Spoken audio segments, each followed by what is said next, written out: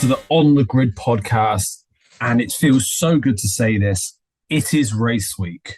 And not only is it race week, but next week as well is race week. That's right. We've got a double header coming up. First of all, this weekend we have Baku, and then next week we have Miami. So joined with me as ever, Adrian Kita. How are you? I'm good. I'm very good. But may I point out, we've officially hit double figures on the podcast. Episode 10. We have episode 10. Doesn't feel like it. It feels like it's like episode 5. But yeah, episode 10 today. Today we're going to be reviewing our predictions for Australia, which seems like a year ago, and then looking ahead to Azerbaijan.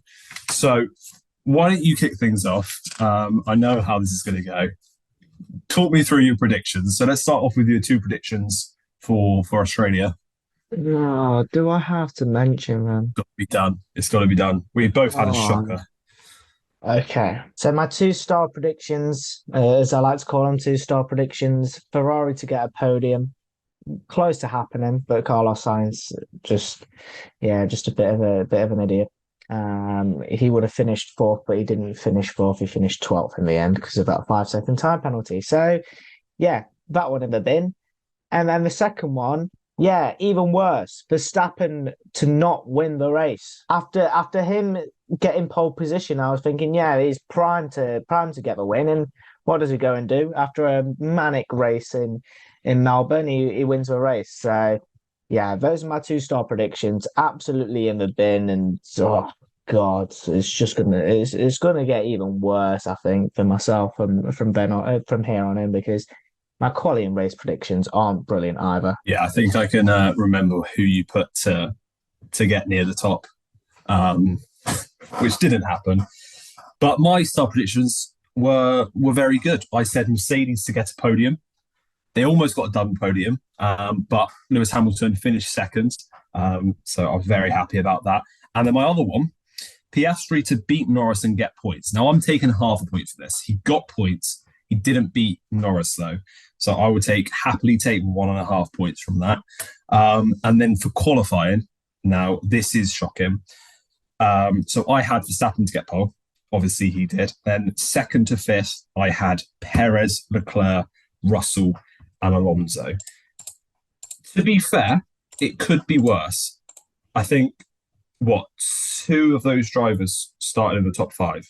Russell and Alonso started 2nd and 4th. I just got them in the wrong order. How did your quali predictions go? I got 2 out of 5, so better than you in a sense.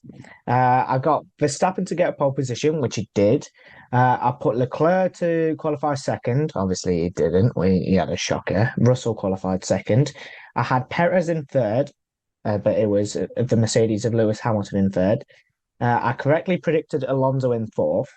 And then I predicted Russell to be 5th, even though he qualified 2nd, and Sainz qualified 5th. So, all in all, I don't think I did too badly with qualifying. Relatively decent. Okay, not too bad. And then the race. So I had Verstappen to win. Had to get that easy point in.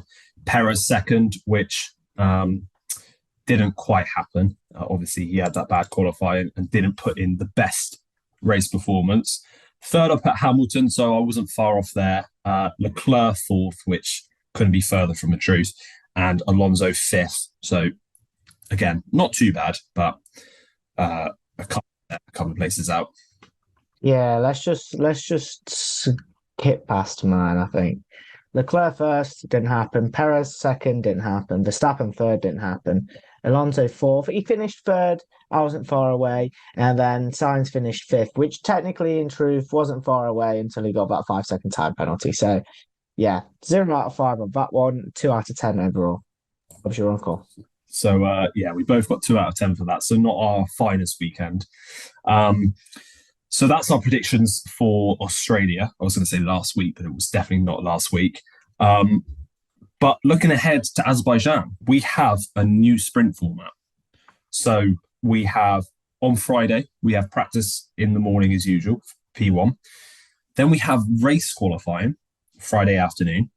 Then Saturday, we have sprint qualifying and the sprint. So the race So qualifying on the Friday does not decide the sprint order on the Saturday. There is a separate sprint session for that. And then, of course, we have the race on the Sunday. And again, the results from the sprint race do not reflect the grid for the race on Sunday, which is new for this year. Now, what are your overall opinions on this? Do you like it? Do you not? Confusing as hell. It is going to be manic.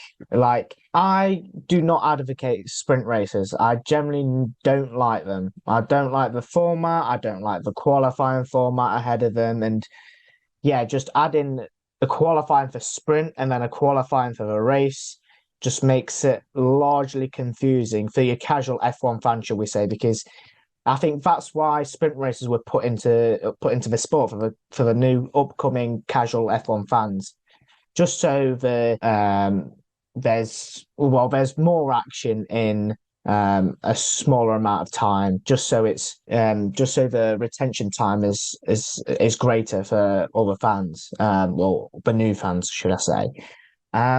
I'm not a fan of it. I won't advocate it. Sprint races, yeah, they add a little bit of action, okay? It's an extra quarter of a race, should we say, but realistically, are they needed? No.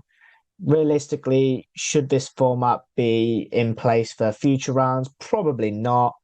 So all in all, for me, I think it's very confusing. But for the new fans, I respect it. They're gonna enjoy some new action. But for me, an old school F1 fan, not a fan of it. Yeah, I think it makes it particularly confusing because you've got the race qualifying on the Friday, and then obviously, it's a Friday, so most people work. So they might not be able to tune in for that. And then they got the qualifying on the Saturday morning, and then they got the sprint on the Saturday morning. And now with the old rules, or the rules from the last couple of years, they might be tuning in on the Sunday for the race, having watched a sprint, and see a completely different order and get very confused as to what's happening. So it doesn't make the most amount of sense. My problem is we've got two qualifying sessions back to back that is the exact same. We've got the race and the sprint. Would this not be the perfect opportunity to do a one-shot quali? Do a one-shot qualifying where you punish every mistake. It doesn't necessarily reflect the race. You still have that security of having a full session on the Friday for qualifying, but have a one-shot quali where you really punish every single mistake for a reduced points sprint race. Just my opinion. Maybe if F1 are listening, then they can take some notes. But yeah, it does seem to be a little bit confusing how they're arranging it. Overall, I don't mind the sprints. Oh, go on then, cut him.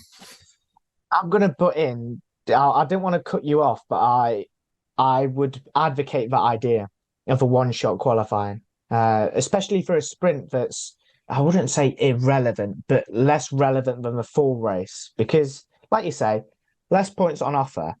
And it kind of gives the sprint qualifying, if it's going to be implemented for a longer amount of time, if the FIA are going to go through with it, it gives sprint qualifying and the actual sprint a different dimension. With one-shot qualifying, obviously, one lap, done, dusted. Because obviously they had, I believe, in the mid-2000s, I believe they had an aggregate lap time. So I think they went for 2 runs, and the aggregate lap time set the grid for the race, essentially. But I think one-shot qualifying, 1 lap, give it all you got, and then that's where you're placing for the sprint. And then obviously the normal qualifying for the race. But then again, obviously, I think it needs to be separated. We shouldn't have qualifying back to back, in a sense. If we're splitting it up, we have potentially the third day. Well, teams in the FIA would need to think this through. But personally, for me, have one shot maybe on the Friday morning. Have the sprint race on the Friday. Have Saturday normally for qualifying, and then have a race on the Sunday.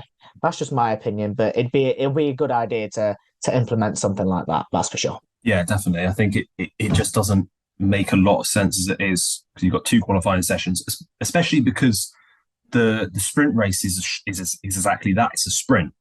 you've got it's just like a 50 lap race around Baku. So he's probably got about 17, 18 laps for the race, for the sprint race, sorry. What is the point in doing an hour-long session for a race which won't even last that long? So it just doesn't make a whole lot of sense, especially because it's a dedicated sprint qualifying. So I think if you do a one-shot quali, mix it up a bit, add a bit of jeopardy there, but not too much jeopardy because it's still worth a fraction of the points. You know, you get 8 points for winning the sprint race, you get 25 for winning the actual race. So just mix it up a bit, add a bit more jeopardy, and then it might add to the entertainment value of the sport, which is what the FIA are currently going at, we think. There is some news, though, from up and down the grid. So Daniel Ricciardo and Red Bull have been out saying that Red Bull, he will be racing in that Red Bull or practicing in that Red Bull this season, and that Ricciardo is still looking for that 2024 seat. Where do you think he could fit himself into the grid? Do you think there's a seat for him, or is he going to spend another year on the sidelines? Well, you've got to think that seats are going to be very limited. Definitely not in the top three teams. I think the top three teams are set. Leclerc signs are set for Ferrari. Hamilton and Russell are probably also set. And then Verstappen and Perez, I think, are also set for 2024. Depends on what dispute happens at Red Bull with Perez and Verstappen along the season.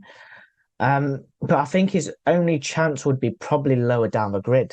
And it is quite sad because he's technically stepped away from a McLaren that is not performing to the standards that they usually are this season. So he's stepped away from a poor McLaren. Does he come back? That's the only thing. Where does he fit himself? He's not going to fit himself in McLaren because Piastri's set and Norris is probably set as well. So seats are going to be limited. And I don't think he will be back in 24, which is a sad reality because time's running out for him, really. He's got to hope that something happens between Verstappen and Perez and he slots into that Red Bull second seat because Christian Horner is very good friends with Daniel Ricciardo. They've got very good banter, and Daniel Ricciardo is hoping that Christian still has faith in him. So it's hard to see him fitting into a seat in 2024, but unless he's going to somewhere like AlphaTauri, where he's still going to be supported by Red Bull, I don't really see him going anywhere else.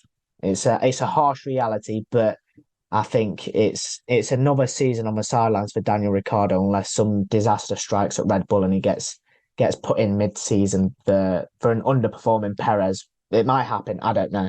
We'll have to wait and see. Yes, it is a little bit sad. I think the only positive way of looking at it is that Hulkenberg had, 3 seasons out, and now he's back onto the grid. He will have to maybe lower his expectations, I think, Daniel Ricciardo, and maybe look towards the lower teams.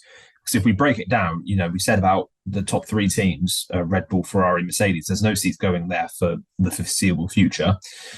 Aston Martin, Alonso seems very, very happy there. And Lance Stroll is never going anywhere. Alpine, Ocon and Gasly is set, 2 French drivers and a French team. He's never going to go back to McLaren. So the options are maybe if something happens at Alfa Romeo, he could slot himself in there, a Haas or AlphaTauri, like you said. But it doesn't look like there's going to be too many options for Daniel Ricciardo for next season. But we've seen crazier happen before with the silly season. So we'll have to see what happens there when we get to sort of July, August time. But yeah, I don't see too much happening, too many seats opening up.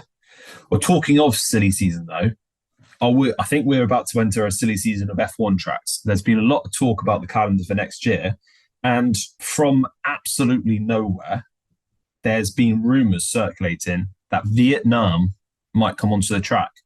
Obviously, they were supposed to be on the track on the calendar in 2020, but because of the COVID delays that happened, their track and the event didn't end up happening, and they've just faded into non-existence. Could we see the Hanoi street circuit in 2024? What do you think? Simple answer, no. Couldn't agree more. Couldn't agree more.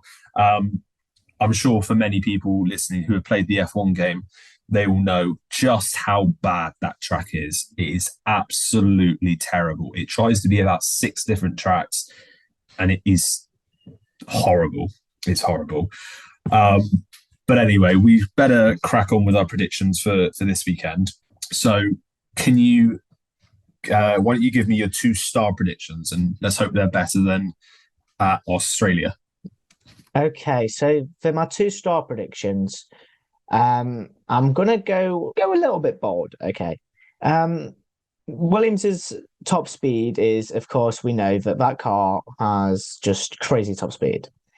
And my 1-star prediction is Williams to get in the points. Either Alex Albon or Logan Sargent potentially getting his first points in F1. One of the two. I'm probably banking more on Alex to get the points for Williams there. After obviously a fantastic Australian Grand Prix, it just completely unraveled with his crash, and I think that his mindset will be set on the points.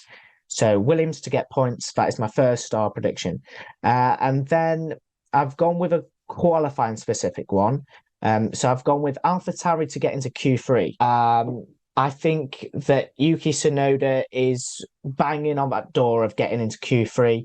And I think it's long awaited for him. I think he's had consistent performances, obviously being on the cusp of the points, and then finally in Australia, he managed to get some. So I think that AlphaTauri will get into Q3, and I think it will likely be Yuki Tsunoda. I'm not counting out Nick De Vries, but I think Yuki Tsunoda will be in Q3 in Baku. I've gone on similar lines, actually. I've gone Tsunoda to get points. I think, like you said, he's been very consistent this season. He got a little bit lucky in Australia to finally get that point, but now I think he can really kick on. This is a big season for him. He needs to establish himself as the team leader, as someone who can drive the team forward and develop that car and can lead them to points, which he hasn't really had to do in these first couple of years. So now I think he really needs to step up, and I think he will. I think he'll get points this weekend. And for my second prediction, I've gone for Gasly to beat Ocon in the race. So Gasly obviously had a fantastic race in Australia up until about lap 56. He was doing phenomenally well, riding in, what was it, P5, P6, thereabouts, and then had that he suffered with the chaos on that red flag restart, and crashed his teammate out. He cut him off completely, which he was most definitely at fault at. And I think we can safely say the only reason he didn't get a penalty is because he's 1 or 2 penalty points away from a race ban. I think it's fair to say. But yeah, I think that Gasly will beat Ocon. He'll continue showing some good performances in that Alpine and pick up some points. Then moving on to the top 5 qualifying. So I'll go from 5 to 1. So for 5th, I've gone for George Russell. He's been a good qualifier this season. I think he'll continue that. 4th, Fernando Alonso. 3rd, Lewis Hamilton. I think that the Mercedes are bringing upgrades to Baku, and they've shown in Australia they've got pretty good speed, and they're quite good in the straights, actually. So I've gone there for Hamilton in 3rd. 2nd, now this could come back to bite me, but I've gone a bit bold. I've gone Max Verstappen. And then 1st, I've gone Sergio Perez. I'm thinking the street circuit king will reign supreme and he will pick up pole. What are your top 5 for qualifying? Right, I've just got a question. Are we glancing over sprint and we're not completely doing it? Point. I mean, we can do it if you want. We can do it. We'll do sprint as well. So give your race qualifying, so for the Friday, and then we won't do sprint qualifying as well. We'll just do the sprint race results. Okay. So for race qualifying, I'll do a similar format to you. I'll do 5 to 1. I see the boys in red coming back in Baku. So I've placed Carlos Sainz in 5th. I've gone with the ever consistent Fernando Alonso in 4th. I've gone with Charles Leclerc in 3rd, Sergio Perez in 2nd, and I think Max Verstappen will qualify on pole once again, yet again, the Dutchman on pole. Will we be surprised if he does it again? Not really. Not at all. Would that be his third pole position in the first 4 races? And the only one he didn't get pole position at was obviously when he had a problem in Q2. So sprint race, 5-1. So 5th, I've gone for Lewis Hamilton. 4th, I've gone for Charles Leclerc, actually. I want to mix it up a little bit. Didn't get many points last season. Let's hope by mixing it up a bit, I can get a few more points. 3rd, now I'm contradicting myself slightly. I've gone Perez in 3rd. I think over a shorter distance, the man who I put in 2nd will beat him. And in 2nd, I've gone for Fernando Alonso. It'll be interesting to see what he would do. I think he's going to really push that Aston Martin, and who knows what will happen. And then for 1st, I've gone boring. I've gone for Max Verstappen. So have you got a 1 to 5 for the sprint race? Yep. In 5th, I've gone with George Russell. I think he'll break into the top 5. In 4th, I think Charles Leclerc will probably fade away with the superior speed of the top 3. And I've put it in 4th. I've put Fernando Alonso in 3rd, Sergio Perez in 2nd, and Max Verstappen in 1st. I'll be surprised here. I want to get guaranteed points. That's why I'm doing it. Yeah, I couldn't agree more. And then for the race, what's your top 5 for the race? My top 5 for the race is quite similar to my sprint race predictions. I've gone with George Russell in P5. I've gone with Fernando Alonso in 4th, incidentally. I see Sergio Perez drop to 3rd. In 2nd, I've actually gone for Lewis Hamilton. I've gone for Lewis Hamilton in 2nd. I think that him and Max Verstappen will battle it out for the win. And of course, I've gone with Max Verstappen in 1st.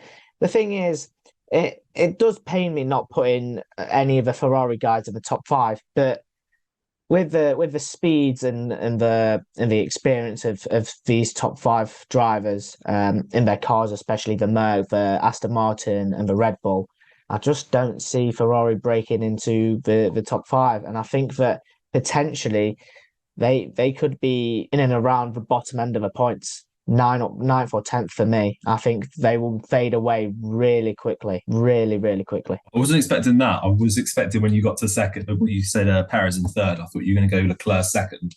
But if the thing is, my mindset is set very pessimistically now after the opening few races. So there's stranger things that have happened. Leclerc could win the race and could prove me wrong completely. But realistically, at the moment, we're in a tough time as Ferrari fans. So if the car finishes, I'm happy. Wherever it finishes, just finish, please. Just finish the race. Thank you. Well, I suppose, yeah. After you've only got 14 points more than McLaren after three races, given how badly they've started, then yeah, it might be cause for concern. But yeah, if your results are right, I will be a very happy man. I've gone a little bit more pessimistic as well. So 5th, I've gone for Russell. I do think Mercedes have the pace advantage over the Ferraris, especially in the straight line. And 4th, I've gone for Lewis Hamilton. 3rd, for the 4th time in a row, I've gone for Fernando Alonso. So 4 third-place finishes in a row. 2nd, Sergio Perez. And then 1st, Max Verstappen. I don't want to see it. I would love to see Alonso or the Mercedes battling for that win, or just someone different, because now Verstappen has overtaken Alonso. He's overtaken Senna, I think, as well for wins. I'd love to see, a different driver and spice up the championship a little bit as well, so we don't get a boring season like last season when Verstappen wins it with 7 races to go. But yeah, that's all for our predictions for the Azerbaijan Grand Prix. We will be back next week when we will be reviewing how terrible they have gone and how Verstappen and Red Bull have won by about a minute to the rest of the field. And unless you've got anything to add, Adrian? No, of course, it's good to be Baku. But That's awful. I had to add a pun in there. I'm sorry. That was no. But yeah, it's good to be back. It's good to have a race weekend once again. Like you say, we'll probably end up reviewing these predictions and the race, of course, next week, seeing how terrible our predictions are, and obviously previewing the next weekend, which is an exciting one. It's a first time in the USA. So yeah, I'm looking forward to the next 2 weeks, action-packed, and hopefully our teams, Mercedes and Ferrari, have good weekends. Fingers crossed. I pray to the Lord. But yeah, it's good to have race week back and good to have some action once again. Yeah, here's to hoping that Red Bull don't run away with both championships after 4 races. But yeah, we'll be back for a bumper episode next week where we will be reviewing this race and looking forward to Miami, which hopefully can produce a better race than last season as well. So thank you guys for listening, and we will see you in the next episode.